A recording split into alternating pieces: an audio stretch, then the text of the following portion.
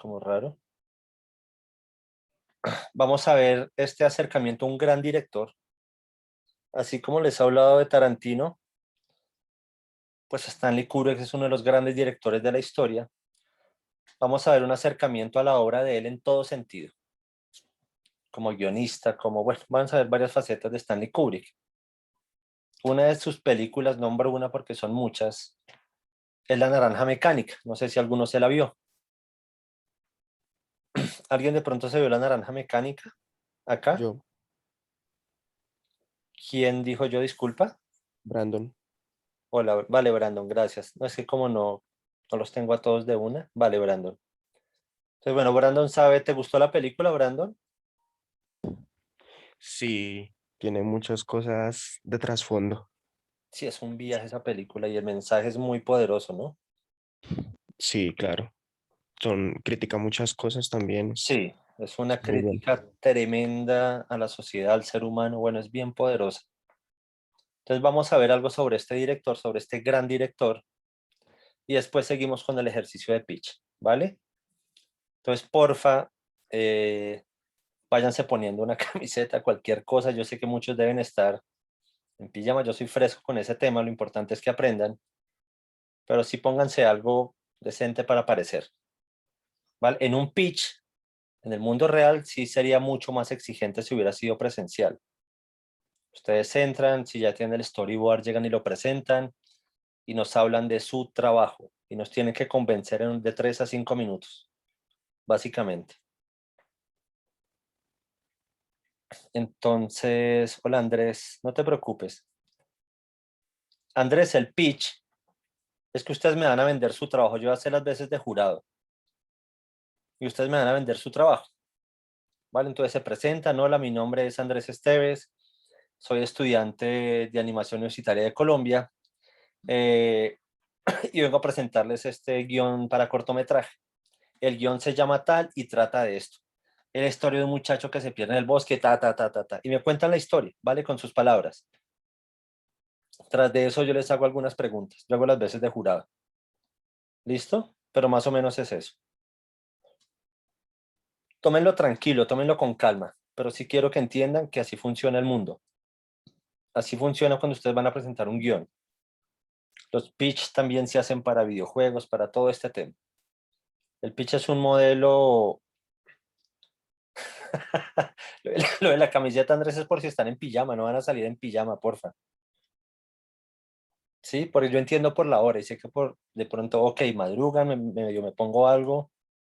No importa, Juan, lo importante es que aparezcan en pantalla y necesito verlos hablando de su trabajo. Sí, toca mostrar la cara, porfa.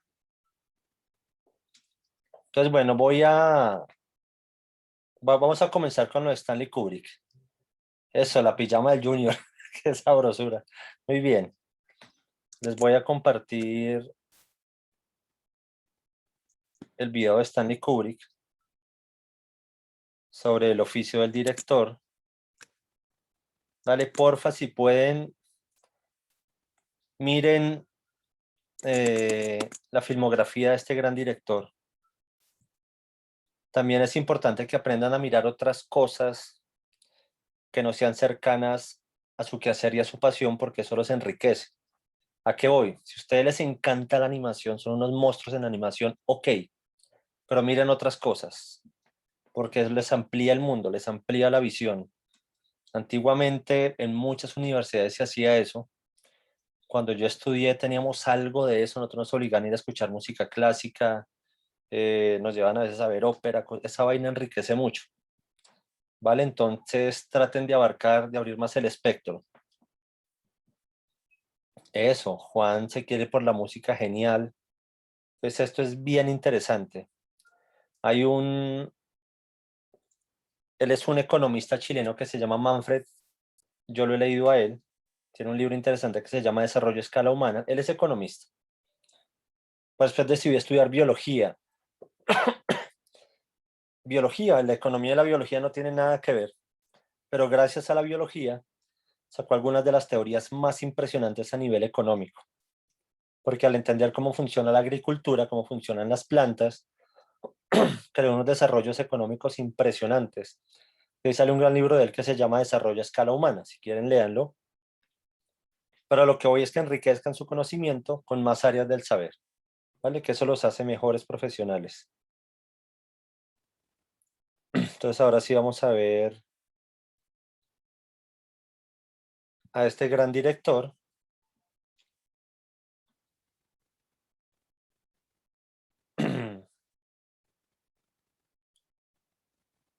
Porfa, me confirman si tienen mi pantalla, si son tan amables. ¿Alguien? Sí, señor. Vale, muchas gracias. Entonces vamos a comenzar a verlo a él.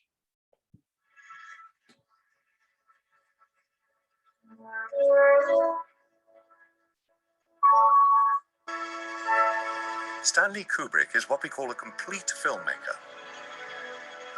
His mastery of each element in the filmmaking process is legendary. Film directing, I think, is a misnomer. Directing the film is only, you might say, 1/3 of the process. You know, writing the film, directing the film, and then editing the film. Wendy! Each one of his films is different from the last. But there's no mistaking a Stanley Kubrick movie. Está hablando, Roger.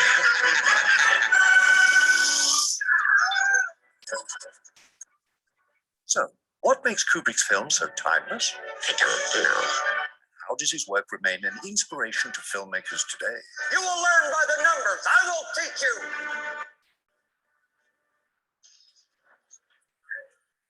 Here's Johnny.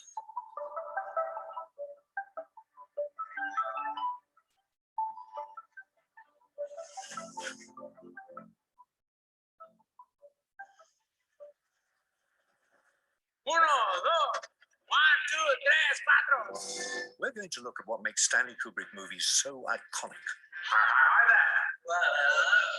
His dynamic camera movement, his brash use of color, his enigmatic stories and messages. We'll cover these topics and more as we wrap our minds around the work of a true cinematic artist. If you want more videos like this, all you have to do is to hit subscribe. And don't forget the bell icon for notifications. First, let's talk about story.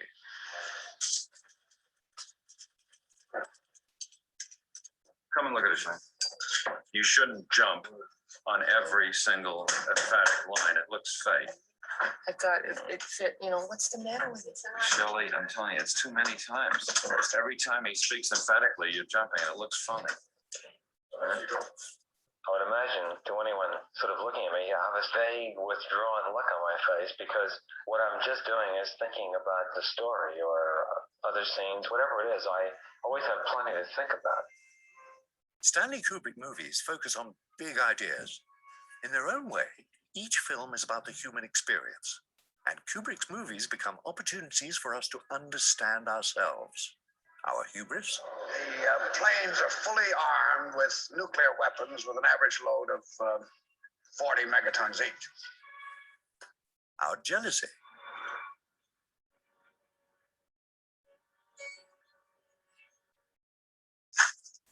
Our dehumanization. What do we do for a living, ladies? Kill, kill, kill! He's always searching for truth, but the ambiguity in his films leaves these existential ideas open-ended. This allows us to see something different every time. The films don't change, but we do. This is what makes them timeless. When crafting stories like Kubrick, choose grand and meaningful topics that encourage us to consider the world around us, but leave the conclusions open to interpretation. Now, let's talk about Kubrick's production design. You keep playing where you shouldn't be playing. And you keep thinking that you'll never get burned. Ha! Each film looks vastly different from the last. And box of matches, yeah. But it comes down to this. Kubrick uses design elements like costumes and sets to reinforce the theme of each film. There was me. That is Alex and my 3 droogs. At its core, A Clockwork Orange is about contrast and contradiction. We can see this contradiction represented in the iconic outfits worn by Alex and his droogs. Esa es la naranja mecánica. Kubrick uses white to complicate our associations with innocence and purity. The bowler hat and cane are symbols reserved for proper gentlemen. But these too are subverted. Even Alex's fake eyelashes on a single eye act like an androgynous interpretation of a monocle. Using costumes to echo the themes create a cohesive storytelling. And in 2001, there is a very interesting pattern that ties directly to its theme. A circular pattern of life, death, and rebirth. Kubrick hints at this mythological idea with circles in many visual elements throughout the film.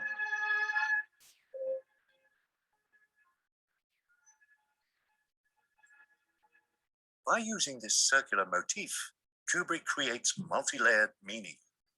People do not react to abstractions. They only react to direct experience. And you can take an inanimate object like a star or a world or even a galaxy and somehow make it into a very poignant thing which almost seems alive. By making the theme visual, we can understand it on a deeper, subconscious level.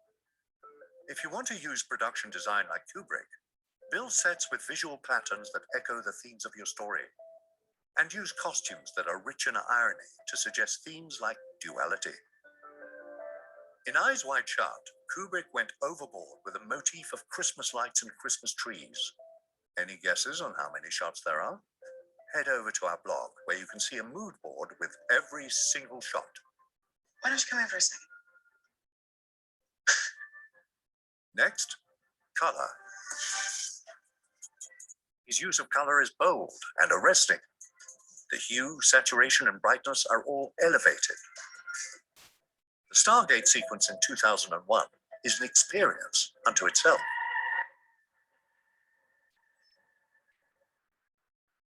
A dazzling and immersive spectacle of color.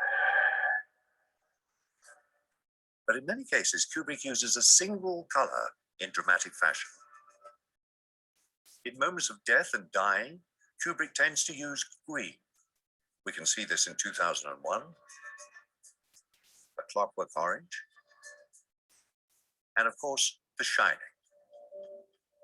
Let's take a closer look at Kubrick's final film, Eyes Wide Shut, where the connection between death and green is continued. An early scene finds Dr. Bill Harford tending to Mandy, a woman who has barely survived an overdose. You are a very, very lucky girl. A deep green dominates the wall while she's wrapped in a teal-colored towel. Later, Bill enters a restaurant with green awnings, doors, and decorations, where he reads about the death of a woman he suspects to be Mandy. When Bill visits Marion, her father's deathbed is surrounded by various shades of green. And when Bill returns to Domino's apartment, the walls are painted a sickly green. Why don't you come in for a second? And her roommate tells him that Domino has just been diagnosed HIV positive. She got the results of a blood test this morning, and it was HIV positive. Not every instance of green and Eyes Wide Shut can be associated with death, but many can. If you want to approach color like Kubrick, use color to amplify your character's emotional states, or tie them to larger themes like death. But above all else, be bold. For a more detailed analysis of color, check out our free ebook on color theory, where we break down the color palettes and their meanings from some of your favorite films. It might be better to just play it as a medium shot with the situation. Can you do it with your head down? Yeah. Well, that's not bad. Let's do that. Wendy, listen to me. Let me out of here and I'll forget the whole goddamn thing. It'll be just like nothing ever happened. Let's move on to cinematography. Very good, Jack. Excellent. There are many iconic elements to Kubrick's cinematography. His use of bright, practical lighting,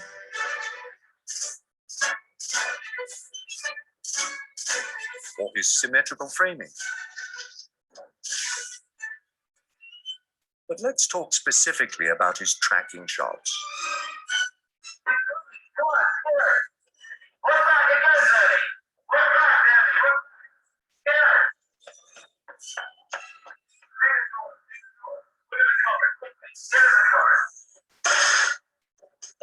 Good. I think the last three were quite good. Kubrick often leads or follows his characters with the camera. We watch and move with them in an almost voyeuristic manner, and we become part of the scene, something a static camera might not provide. In The Shining, when the Torrance family arrives at the Overlook, the camera follows them everywhere. It's almost as if something is watching them. We know there are dark forces at the Overlook, and Halloran warns Danny that he may be in danger. Is there something bad here? Well, you know, Doc, when something happens, it can leave a trace of itself behind. Kubrick's voyeuristic tracking shots go a step further for an entirely different and sinister purpose. The low angle and speed of the camera cannot be a human point of view. This unnatural perspective could represent something else entirely. Like the POV of the Overlook itself. You know, some places are like people. Some shine and some don't. I guess you could say the Overlook Hotel here has something about it that's like shining. We know the Overlook can manifest its power physically because it frees Jack from the locked pantry.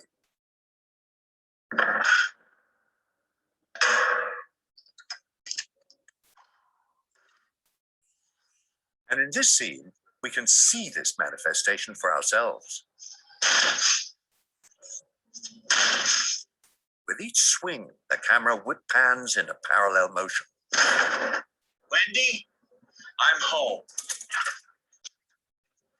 What began as passive voyeuristic observation has turned into active participation. The Overlook is throwing its own power into each swing. Here's Johnny. Kubrick uses his camera in a number of ways, and so can you. Eddie boy? Consider using your camera to give the audience an active POV by leading or following your characters.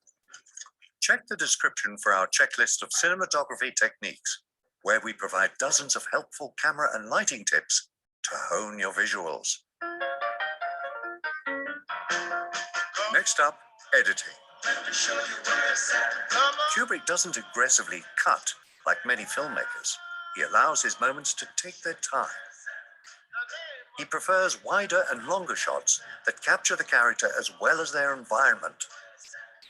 But there is one particular technique where he uses editing to show what a character is feeling or thinking. Let's call this internal montage. I knew such lovely pictures. In A Clockwork Orange, Alex's daydreams are random fragments of violence and destruction. In Eyes Wide Shut, Bill is haunted by images of his wife with another man. When Kubrick shows us what is in the character's heart and mind, our connection to them deepens. He typically does this for a single character, but let's look at a unique example from Full Metal Jacket, in which we get a collective thought from a group. It all starts when 8-Ball is hit by a sniper.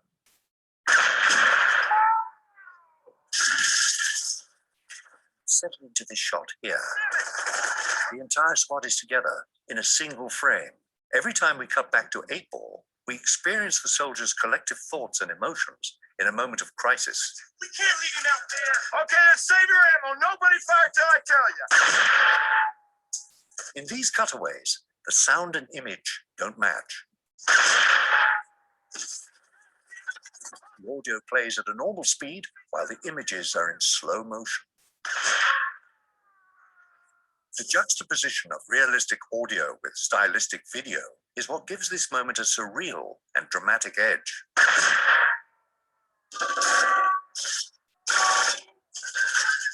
Like Kubrick, you can use editing techniques such as internal montage to explore the inner experience of your characters and provide a deeper connection with the audience. Now, let's talk about sound. Its sound design is minimal.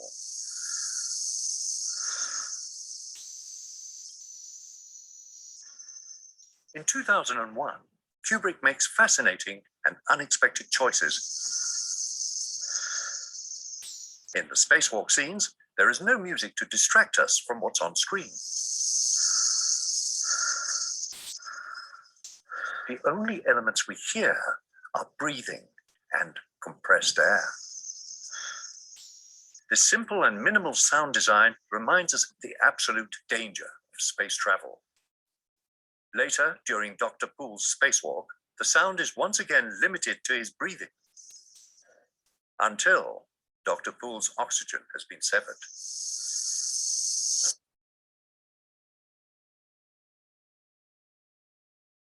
The simplicity and coldness of this moment is communicated with a simple sound design choice: silence. If you want to approach sound design like Kubrick, strip the layers of sound away until you focus on what you absolutely need.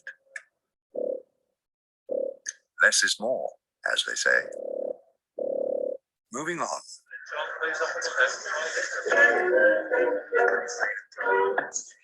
Now this is really a nicer sound, so there's sort of... Our last category, music.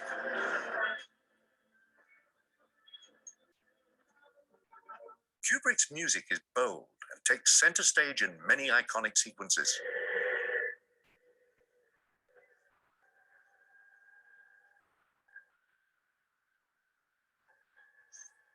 Think of the ironic choice of Vera Lynn's "We'll Meet Again" at the end of Dr. Strangelove.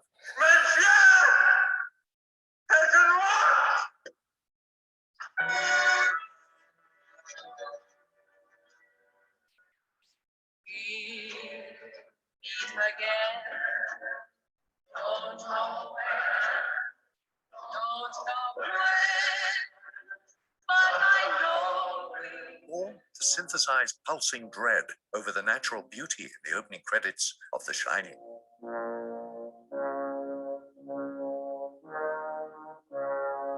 In A Clockwork Orange, Alex adores Beethoven.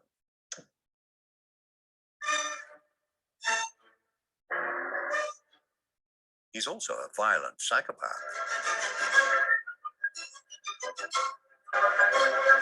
This clash of beautiful classical music with ultra-violence defines the core message of the film. Our world is simultaneously beautiful and horrible.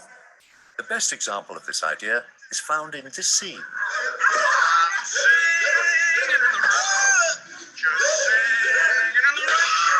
Alex belts out "Singing in the Rain" while he and his droogs commit despicable acts. Our positive associations with "Singing in the Rain" become complicated. It can be difficult to hear the song now and not think of the violence and brutality of this scene. Singing in the rain, just singing in the rain. What a glorious feeling. We are connected to music on a primal and emotional level, and Kubrick exploits this connection. But for poor little Alex, karma comes back around. During his rehabilitation, he is forced to watch scenes of violence and rape, which he enjoys until his beloved Ludwig van is played alongside them.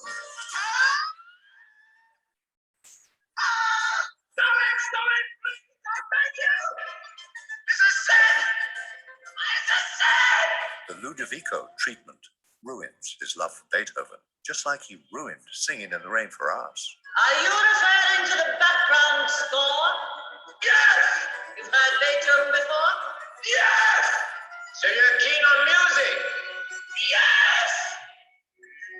Remember that ironic choices can have a powerful impact, and you can use our emotional connection to music against us.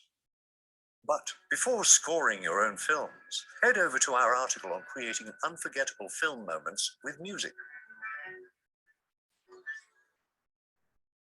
I started out by just, getting a camera and learning how to take pictures and learning how to print pictures.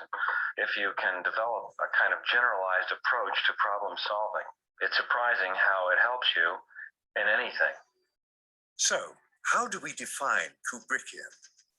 It is that rare moment when a filmmaker's worldview, subject matter, and cinematic techniques all align to create a visceral and unforgettable experience.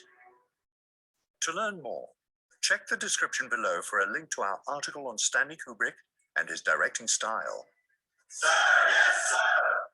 Come back next time for another lesson in filmmaking from Studio Binder and Sergeant Hartman. You will not laugh. You will not cry. You will learn by the numbers. I will teach you.